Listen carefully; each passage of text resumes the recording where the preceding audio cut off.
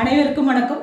மே 16 சனிக்கிழமை அன்னைக்கு அமாவாசையுடன் கூடிய கார்த்திகை அப்படிங்கிறது நம்ம எல்லாருக்குமே தெரியுங்க. எல்லாரும் இந்த அமாவாசை விரதம் இருந்திருப்பீங்க.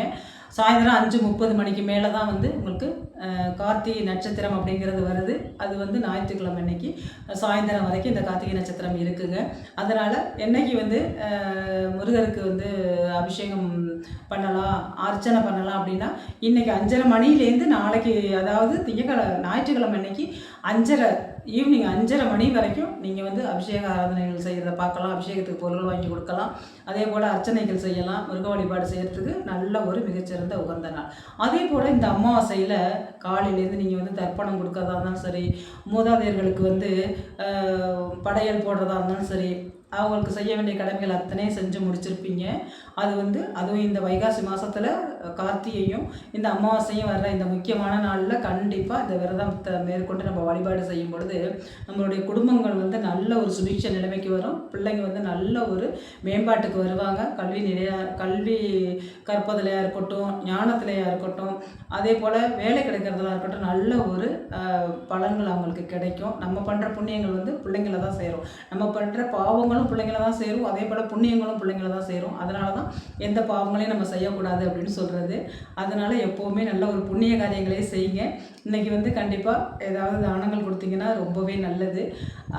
அதே போல் இன்றைக்கி இந்த கார்த்திகை சாயந்தரமே வந்துடுது.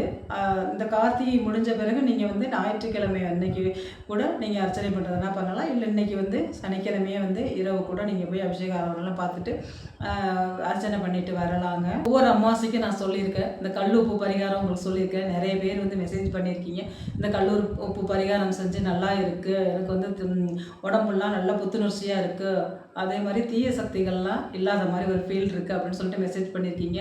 மெசேஜ் பண்ண அத்தனை பேருக்கும் ரொம்ப ரொம்ப நன்றி. தொடர்ந்து நம்மளோட வீடியோவை பாருங்கள். ஃபாலோ பண்ணாமல் பார்த்தீங்கன்னாக்கா ஃபாலோ பண்ணிவிட்டு பாருங்கள். உங்களோட ஃப்ரெண்ட்ஸ் அண்ட் ரிலேஷனுக்கு ஷேர் பண்ணி விடுங்க. அதோட இந்த அமாவாசை அன்னைக்கு நான் ஒவ்வொரு அமாவாசைக்கும் சொல்லியிருக்கேன், சாயந்தரம் ஆனோன்னு நீங்கள் விளக்கேற்றி வச்சுட்டு, அதாவது ஒரு 8 மணி 9 மணி போல் வீட்டில் உள்ள எல்லாரையும் உட்கார வச்சு ஒரு கைப்பிடி அளவு உப்பு எடுத்து, அதாவது இடது கையில் எடுத்துக்குங்க. இடது கையில் எடுத்துக்கிட்டு ஒரு கைப்பிடி அளவு உப்பு எடுத்து நல்லா மூடிக்குங்க. கையில் வச்சு இடது கையில் எடுத்து வச்சு நல்லா மூடிக்குங்க. மூடிட்டு குடும்பத்தில் உள்ள எல்லாரையும் ஹாலில் உட்கார வச்சு வலப்புறமாக 3 சுற்று, இடப்புறமாக 3 சுற்று சுற்றுங்க. சுற்றிட்டு அப்படியே கொண்டு போய் சிங்கில் நீங்கள் கரைச்சி விட்டுருங்க. இதனால் பார்த்திங்கன்னா கண் திருஷ்டி, அதுவும் அந்த அமாவாசை நாளில் செய்கிறதுனால கண் திருஷ்டி அத்தனையும் கரைஞ்சி போகுங்க. நல்ல ஒரு நேர்மறையான ஆற்றல் வீடு தேடி வரும். நல்ல ஒரு சுபிட்சங்கள் ஏற்படும். எதிரிகளே இருக்காது. இது மாதிரி நம்ம சுற்றி போடுறதுனால எதிரிகள் தொல்லையே இருக்காதுங்க. அதனால தான் இந்த அமாவாசை அன்னைக்கு கண்டிப்பாக இந்த வழிபாடை நம்ம செய்ய சொல்கிறது. அதே போல் இரவு தூங்குவதற்கு முன் 1 டம்ளர் தண்ணியை நிலவாசல் படியில் வச்சுட்டு நீங்கள் போய் தூங்க போயிடுங்க. இது ஏன் வைக்கணும் அப்படின்னா, கண்டிப்பாக இந்த நாளில், இந்த அமாவாசை தினத்தில் நம்ம மூதாதையர்கள் நமக்கு ஆசி வழங்க வருவாங்க அப்படிங்கிறது ஒரு நம்பிக்கை. அதனால தான் அமாவாசை அன்னைக்கு கோலம் போடக்கூடாது அப்படிங்கிறது. அமாவாசை அன்னைக்கு நம்ம கோலம் போடக்கூடாது. ஏன்னா பித்ருக்கள் அதாவது இறந்தவர்கள் வீட்டுக்கு வருவாங்களாம். இந்த அமாவாசை நாளில் நம்ம கோலம் போட்டோம்னாக்கா அந்த பித்ருக்கள் அதை மிதிச்சுட்டு உள்ளே வருவாங்களாம். கோலம் அப்படிங்கிறது மகாலட்சுமிக்கு உகந்தது, ஒரு விசேஷத்துக்கு, அதாவது மங்களகரமானது. அதை மங்களகரமான நிகழ்ச்சிகள் நல்லத்துக்கு தான் அந்த கோலம் போடுறது. அதனால தான் அந்த அமாவாசை அன்னைக்கு நம்ம கோலம் போடுறது கிடையாது. இப்படி போட்டோம்னா அந்த பித்ருக்கள் அதை மிதிச்சுட்டு வரும்பொழுது நமக்கு கஷ்டங்கள் வரும். அப்படிங்கிறதுனால தான் அந்த அமாவாசை நாளில் நம்ம கோலங்கள் போடக்கூடாது அப்படின்னு சொல்கிறது. அதனால் அன்னைக்கு கோலம் போடாமல் இருக்கிறது நல்லது. விரதம் இருக்கிறவர்கள், தகப்பன் இல்லாதவங்க விரதம் இருக்கலாம், கணவன் இல்லாதவங்க விரதம் இருப்பாங்க. அந்த விரதம் இருக்கிறது மிக மிக சிறப்பு. அதே போல் கணவன் இருக்கிறவங்க அந்த விரதத்தை மேற்கொள்வது தவறு, இருக்கக்கூடாது. அன்னைக்கு கணவன் இருக்கிறவங்க அந்த இலையில சாப்பிடக்கூடாது. விரதம் இருக்கிறவங்க மட்டும்தான், அதாவது அப்பா இல்லாதவங்க, கணவன் இல்லாதவங்க மட்டும்தான் இலையில அன்னைக்கு சாப்பிடணும். இந்த அமாவாசை நாளில் இது எல்லாருக்கும் தெரியும்னு நினைக்கிறேன். தெரியாதவங்களுக்காக நான் சொல்கிறேன். இந்த அமாவாசை தினத்தில் அப்பா இல்லாதவங்களும் கணவன் இல்லாதவங்களும் மட்டும்தான் இலை இலையில வந்து விரதம் பண்ணணும். மற்றவங்க வந்து அப்பா இருக்கிறவங்களோ இல்லை கணவன் இருக்கிறவங்களோ அந்த இலையில வந்து விரதம் பண்ணக்கூடாதுங்க. அதனால் முக்கியமாக வந்து இந்த மாதிரி முக்கிய நிகழ்ச்சிகளை நம்ம வந்து தெரிஞ்சுக்கிறது நல்லது.